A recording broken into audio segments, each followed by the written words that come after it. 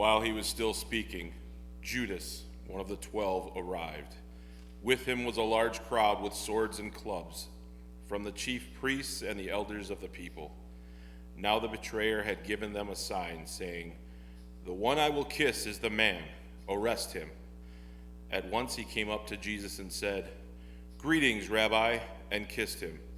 Jesus said to him, "Friend, do what you are here to do." Then they came and laid hands on Jesus and arrested him. At that hour, Jesus said to the crowds, "Have you come out with swords and clubs to arrest me, as though I were a bandit? Day after day I sat in the temple teaching, and you did not arrest me. But all this has taken place so that the scriptures of the prophets may be fulfilled." Then all the disciples deserted him and fled.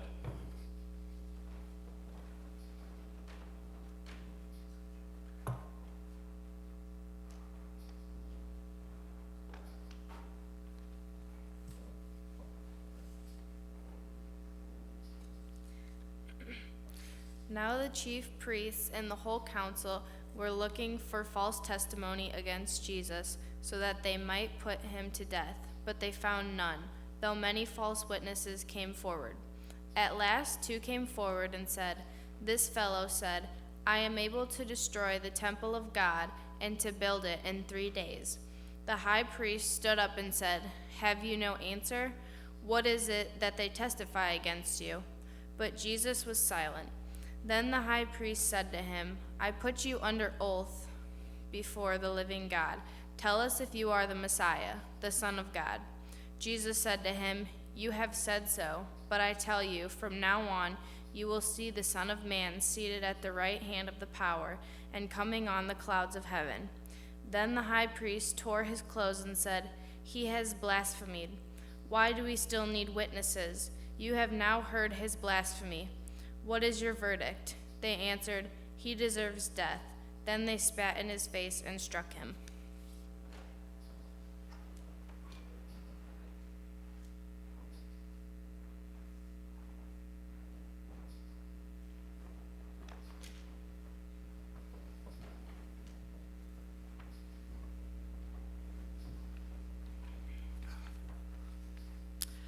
Pilate spoke to them again. "Then what do you wish me to do with the man you call King of the Jews?" They shouted back, "Crucify him!" Pilate asked them, "Why, what evil has he done?" But they shouted all the more, "Crucify him!" So Pilate, wishing to satisfy the crowd, released Barabbas for them. And after flogging Jesus, he handed him over to be crucified. Then the soldiers led him into the courtyard of the palace, that is the governor's headquarters, and they called together the whole cohort. And they clothed him in a purple cloak, and after twisting some thorns into a crown, they put it on him. And they began saluting him, "Hail, King of the Jews!" They struck his head with a reed, spat on him, and knelt down in homage to him. After mocking him, they stripped him of the purple cloak and put his own clothes on him. Then they led him out to crucify him.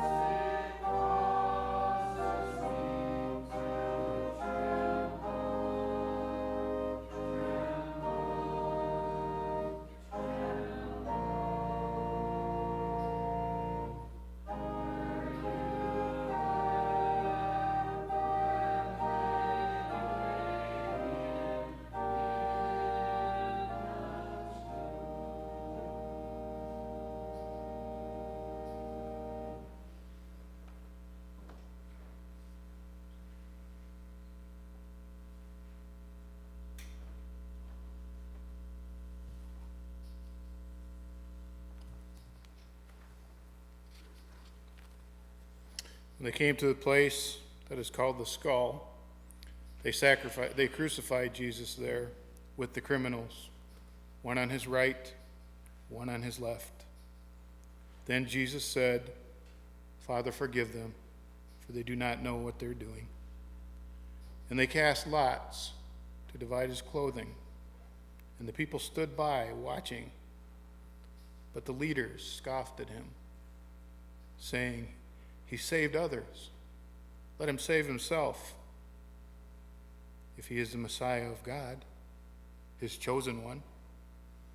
The soldiers also mocked him, coming up and offering him sour wine, and saying, "If you are the king of the Jews, save yourself." There was also an inscription over him, "This is the King of the Jews."